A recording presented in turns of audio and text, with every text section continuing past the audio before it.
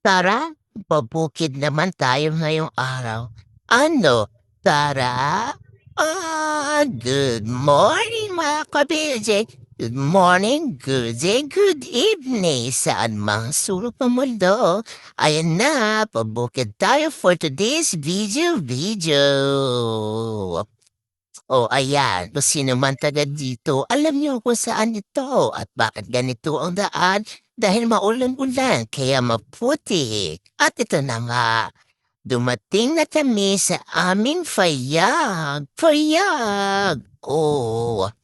At dito, pagdating dito, kunwari, syempre, bisi-bisihan na po. Kunwari, naglulubo-lubo. Ano ba tawag dito? Lubo? Aywan, basta sa Bisaya ang hirap, ano ba? Basta naggagayon ako yung mais tinatanggal ko sa kanya hinimay-himay, ano daw, bali-malik. At ang aking asawa dito ay nagluluto. Tapos, prito at tinola yan. Kaso nawalan siya ng asin at magic sarap. Kaya inutusan niya ako, Diyos mio, pakalayo naman ang tindahan. Layo na nilakad ko. Wala lang kung pumayat ako na etos kakalakad. Tapos wala siyang panglagay sa kanyang tinola. Kaya kumuha naman siya ng sili at panglagay niya sa kanyang niluluto. O di ba? Pag may tanimang kapitbahay, may aanyahin din ang kapitbahay. At ito na nga, kumakain na kami. O ganito kami kumain sa aming payag dahil nasa bukid kami. Wala kang ka-arte-arte. Dapat hindi ka ma-arte kasi nga nasa province ka nga, o diba?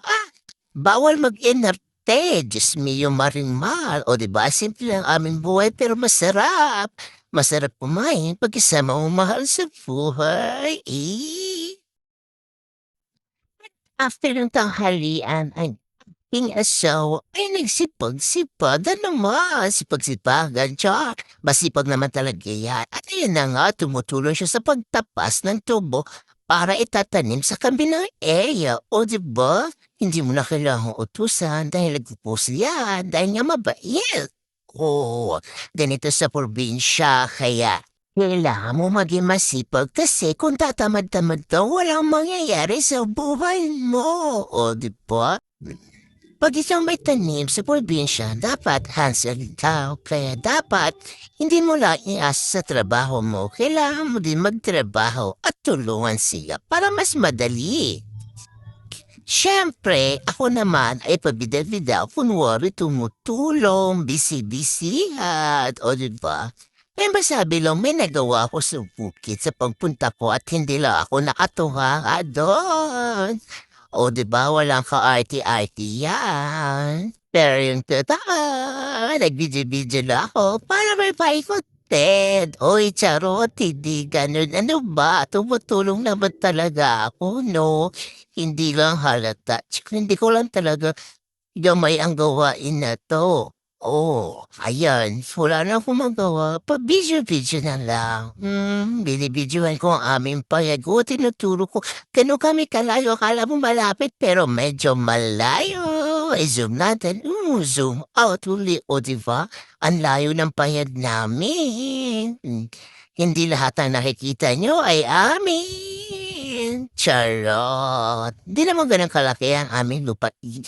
Maliit lang, opa, para sa masipag kong asawa. Apa, fighting!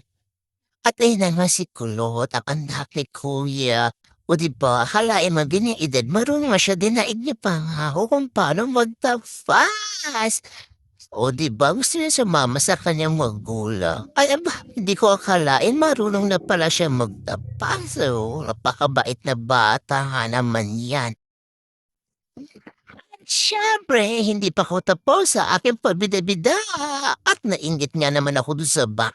Marunong na magtapas, kaliit-liit lang. Kaya sabi ko, try ko naman magtapas para may mapuntad na naman ako. Ako po, ayan na nga, trinay ko kahit walang guantes at sumakit ang aking kamay. Siyempre, hindi ako sanay dyan. O sabi ko, videoan mo, ayusin mo naman para may maganda akong mairis. Para kunwari, ang sipag-sipag ko, charot. O ayan, diba? Dapat alam ko din kung paano ang gawaing bukid. Kaya trinay ko yan. So hanggang dito na nga ang ating kwento at hindi na ako nakapag-video dahil sa pag-uwi namin ay umuulan. Sana nagustuhan nyo. Enjoy kayo.